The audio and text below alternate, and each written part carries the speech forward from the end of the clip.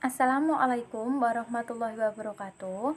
Saya Pancasyaningsih dari kelompok 4 akan mempresentasikan tentang pengertian evaluasi, pengertian asesmen, dan pengertian pengukuran. Yang pertama akan saya jelaskan tentang pengertian evaluasi. Banyak evaluasi yang diartikan oleh para ahli, seperti Firman, Calongesi, Ari Kunto, dan Purwanto. Dari banyaknya pengertian evaluasi dari para ahli, dapat kita simpulkan bahwa evaluasi adalah proses penentuan nilai atau harga dari data yang terkumpul. Yang kedua yang akan saya jelaskan tentang pengertian asesmen. Menurut para ahli seperti Lin dan Groenland, Angelo and Cross, James A.M.C. Longlin, and Rena B. Lewis, Daryanto, menurut Zainal Arifin, Haryati. Dari banyaknya para ahli yang menyimpulkan tentang pengertian asesmen, dapat kita simpulkan bahwa penilaian atau asesmen adalah suatu proses pengumpulan informasi secara menyeluruh yang dilakukan secara terus-menerus untuk mengetahui kemampuan atau keberhasilan siswa dalam pembelajaran dengan menilai kinerja siswa, baik kinerja secara individu maupun dalam kegiatan kelompok. Yang terakhir, akan saya jelaskan tentang pengertian pengukuran. Banyaknya para ahli yang mengartikan tentang pengukuran, dapat kita simpulkan bahwa pengukuran adalah sebagai kegiatan yang dilakukan untuk mengukur sesuatu. Menurut Cangelosi, pengukuran adalah suatu proses pengumpulan data melalui pengamatan empiris untuk mengumpulkan informasi yang relevan dengan tujuan yang telah ditentukan. Terima kasih. Assalamualaikum warahmatullahi wabarakatuh. Saya Nikmatun Hidayah akan membahas tentang perbedaan evaluasi, asesmen, dan pengukuran. Evaluasi adalah proses untuk memberi makna atau menetapkan kualitas hasil pembelajaran. Evaluasi bertujuan untuk mengetahui kemajuan belajar siswa.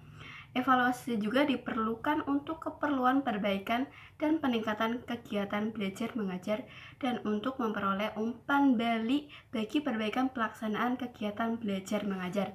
Yang kedua, asesmen. Asesmen itu bagian yang penting di dalam proses pembelajaran di dalam bidang studi apapun. Tujuan utama penggunaan asesmen dalam pembelajaran adalah untuk membantu guru dan siswa dalam mengambil suatu keputusan secara profesional untuk memperbaiki pembelajaran. Fungsi dari asesmen itu sendiri untuk mencapai standar kompetensi maupun kompetensi dasar. Yang ketiga, pengukuran. Pengukuran adalah kegiatan penentuan angka dari suatu objek yang diukur. Penentuan angka ini merupakan suatu upaya penggambaran karakteristik suatu objek. Prinsip dari pengukuran itu sendiri dilaksanakan secara menyeluruh, berkesinambungan, berorientasi pada tujuan objektif, terbuka, dan mempertimbangkan aspek kebermaknaan. Terima kasih. Saya Isma Maulida akan melanjutkan presentasi dari Mbak Nikmah, yaitu mengenai contoh evaluasi IPA di sekolah dasar, contoh asesmen, dan juga contoh dari pengukuran. Yang pertama yaitu contoh evaluasi IPA di sekolah dasar. Untuk mengukur kognitif berupa tes sesuai dengan tujuan pembelajaran, tes dapat berbentuk objektif atau uraian (IC). Teknik pemberian tes secara tertulis dapat dengan pertanyaan objektif, yaitu melengkapi pilihan.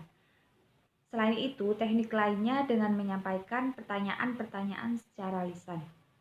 Sedangkan untuk menentukan kualitas hati nurani, contohnya yang dilatih adalah suatu kedisiplinan.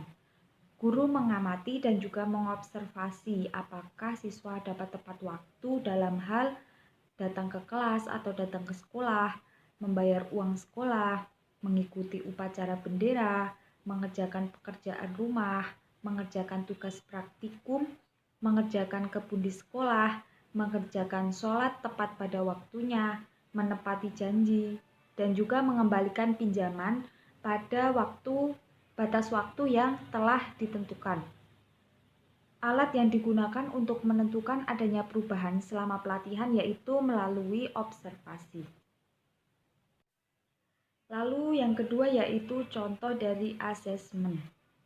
Pemberian tugas ketika belajar atau adanya UAS. Penilaian dilakukan oleh guru berdasarkan asesmen berupa lembar jawaban, tugas, atau ujian. Guru memberikan nilai bisa berupa angka ataupun huruf terhadap hasil pekerjaan peserta didik tersebut. Setelah semua hasil asesmen dinilai atau diukur, maka memasuki tahap evaluasi. Semua hasil peserta didik diklarifikasikan, ada yang lulus dan juga ada yang tidak lulus. Kemudian yang ketiga yaitu contoh pengukuran.